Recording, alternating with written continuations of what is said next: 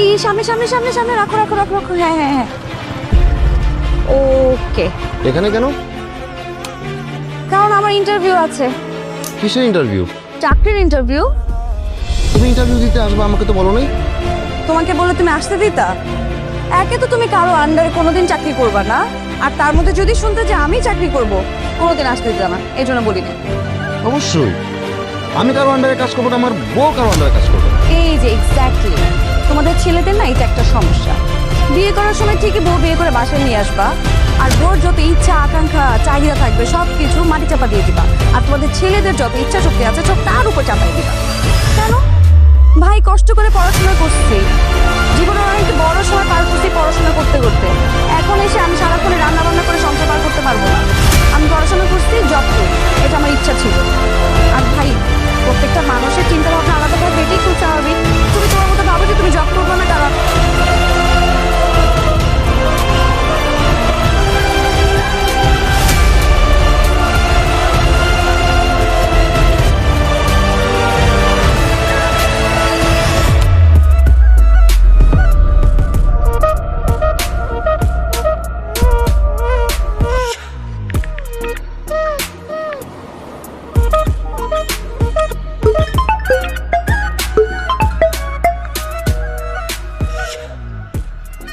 Result কি?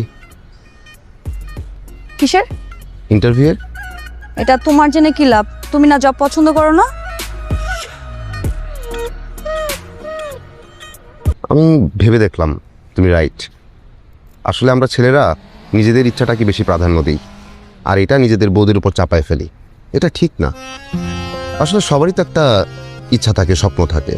তুমি চাকরি করবা, চাকরি করে যদি তুমি হ্যাপি থাকো, আমি তো তাই চাই যে তুমি হ্যাপি থাকো, তাই না?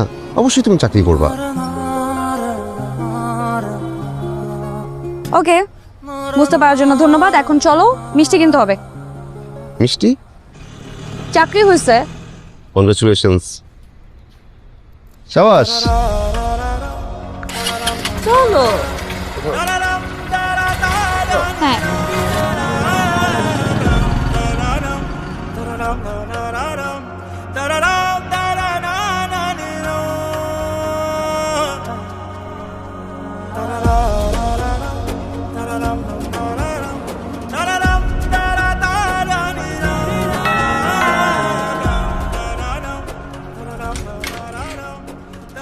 আসসালামু আলাইকুম। ওয়ালাইকুম আসসালাম। আব্বা আসসালামু আলাইকুম। নেন মিষ্টি খান। মিষ্টি? আমার মিষ্টি খান। কেন মিষ্টি কেন? আব্বা আমার চাকরি হয়েছে। তোর চাকরি হয়েছে? জি আব্বা। আলহামদুলিল্লাহ, খুবই ভালো খবর। আচ্ছা, বেশি গর্ববোধ করেন না, গর্ভবতী হয়ে যাবেন। আঞ্জুমান, গর্ভবতী মেয়েরা হয়, ছেলেরা গর্ভ। নারী পুরুষের বিভেদ আমার শিখাইতে আইসেন না তো, চুপ থাকেন। বেতন কত? স্টার্টিং এ 30,000 টাকা। মাত্র 30? অফিস কোথায়?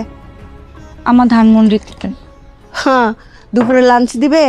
আম্মা অফিসে খাওয়া দাওয়া করায় না। ও, অফিসে খাবারও দিবে না? তাহলে যাতায়াত ভাড়া লাঞ্চে চলে যাবে 25,000, টিকবে 5,000। এই 5,000 টাকার জন্য চাকরি করার কোনো দরকার নাই। হ্যাঁ, তার সাথে রান্না বান্না করেন, ঘর মুছেন, কাপড় ধোন, এইটাতেই ভালো। আমার সাফ কথা, বাড়ির বউ ওই বাইরে 5,000 টাকার জন্য ফকিন্ডিগিরি করতে যাবে না, ঠিক আছে?